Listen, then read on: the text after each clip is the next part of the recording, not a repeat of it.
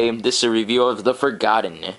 The Forgotten is one of the more unique episodes of Batman the Animated Series. To me, it feels like a strange fusion of The Last Laugh and The Underdwellers. In this episode, Bruce is notified by one of the head volunteers at a homeless shelter that several of the homeless have been disappearing, as well as a few of the volunteers.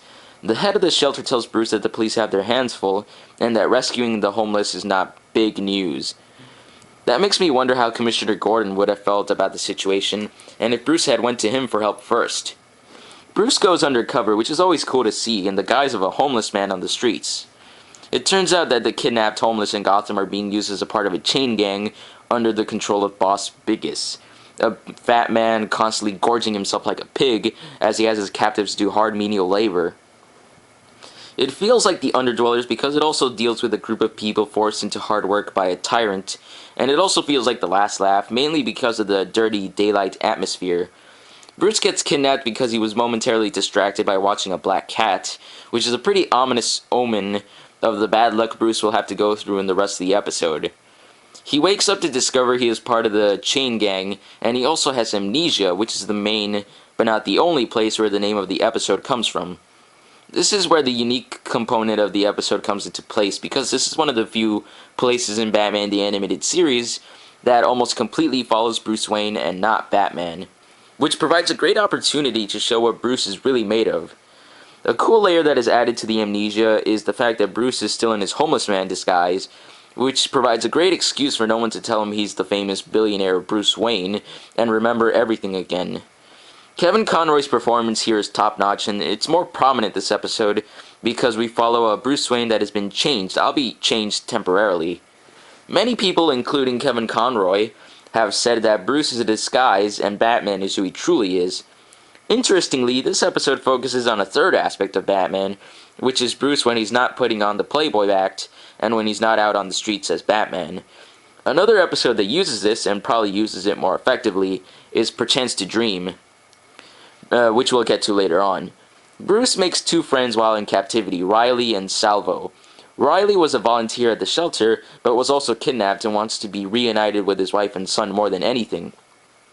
Salvo is a smart-aleck homeless man whose comments are actually pretty funny, like when he gets buried in a mine cave-in and he says, "Over here, guys, I'm taking 5. Alfred also gets a lot to do this episode, tracking down Bruce. When Alfred finds that Bruce is not in bed in mourning after he gets kidnapped, Alfred has one of his best humorous lines in the series when he goes, "Only vampires loathe daylight more than Batman."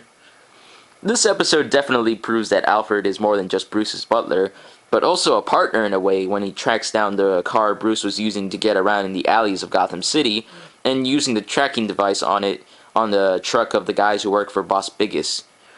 At the end, when Alfred arrives on the Batwing, Bruce says, "Son of a gun," and the viewer totally agrees. However, as funny as the scene is, I'm not sure about Alfred having an argument with the Batcomputer to get the Batwing to land. I can't think of another instance of the Batcomputer having a conversation with someone in this series, and it seems like a little more of a early 80s superhero cartoon thing to do. Though, again, I did find the scene humorous. Though what I found more amusing is when Alfred jumps out of the plane and says, "I claim this land for Spain," even if he is British. The absolute best scene in this episode is a dream Bruce has that begins with him in his homeless man disguise walking into a funhouse of mirrors. He sees the real Bruce in a mirror laughing, and he turns into the Joker who plunges him into the slums of Gotham. Now Bruce is out of his homeless man disguise and is just regular rich Bruce Wayne, and he is approached by a homeless man for money. Bruce is happy to oblige, but is swarmed by the homeless of Gotham who desperately need the money. As Bruce is being crowded by the reaching hands, he sheds a tear before he wakes up. One of the great things about this scene is that it's told without any dialogue, and the viewer is given everything to interpret. It shows how Bruce really wants to do more than take down the bad guys, but also wants to help the unfortunate. Because he even feels guilty for his parents' death, perhaps he feels guilty for not doing enough to help, even though he was at the beginning working at the volunteer homeless shelter.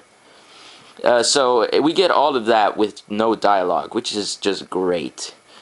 Anyway, Biggest puts his prisoners in a metal box in the sun most of the time because he feels like it, which is a pretty harsh punishment for an action-adventure cartoon. Bruce and Riley get put in the box for resisting against Biggest's men when they try to put Salvo in the box. As Bruce and Riley are getting cooked, I really felt bad for Riley, who before had said to Bruce to hang on to hope, since it's all they can hang on to now. After hours of being in the box, Riley breaks down that he will never see his family again.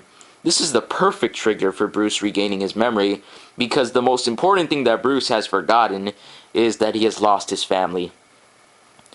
These short series of images just perfectly sum up what Batman is about, and is a very triumphant moment.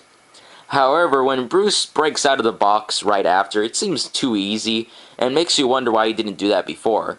I know it's because he has regained his confidence, but all it seems that he needed to do was a solid kick or two to open the box. Anyway, Bruce makes a run for it, being chased by all of Biggest's men and their dogs. Bruce escapes, is found by Alfred, and returns as Batman to take down Boss Biggest and end his chain gang. In the final action sequence, which is pretty cool because it's in the dark, the mine is accidentally set on fire, and they are forced to dive into the water to save themselves. Batman has a very appropriate final retort towards Biggest after he saves him from drowning, where he says, "After you taste the prison food, you'll wish I hadn't." I haven't talked about Biggest too much, but he's very similar to the Sewer King, except he's fat and uses adults instead of children for labor. I like the Sewer King slightly better because he gets under Batman's skin in a way Boss Biggest doesn't. The episode ends with Bruce, Riley, and Salvo talking at the homeless shelter, and Bruce revealing to him who he is and offering them a job. I really like what Salvo has to say at the end, that Riley should hit him so he can wake up a millionaire too. I wonder why they don't question why Bruce looks different while they were in captivity. Hopefully this is the last time I mention the Underdwellers, considering I keep making it out to be better than it probably is. The music, like the rest of the episode, is unique, because it adds a harmonica to the main musical theme of the episode, which I've always found to be pretty catchy. The animation this time around is okay, but is one of the lower quality episodes of the series so far in the animation department. The character movements lack that fluidity that is found in On Leather Wings and Pretty Poison. My only real problem with this episode is that the amnesia is not all that interesting, except for the dream and how he snaps out of it. It seems that the amnesia and action sequences are there to stretch out an episode that doesn't quite have enough story for a full 22 minutes. I do like that the episode takes its time and is denser than other episodes such as On Other Wings, but it's just not as engaging. Maybe this episode could have used another small subplot that better fleshes out the amnesia. By the way, I'm a bit confused as to where this episode takes place, since we see a lot of mountains. It's not important, but it looks pretty far from a city, which explains why Alfred needed the Batwing, but why would Boss Biggest go so far to look for laborers? Anyway, this is a solid episode, and is great if you want to watch a very unique episode for a change of pace, but it could have been more engaging. For this episode, it might be low on terms of replay value, so I give The Forgotten a low 4 out of 5.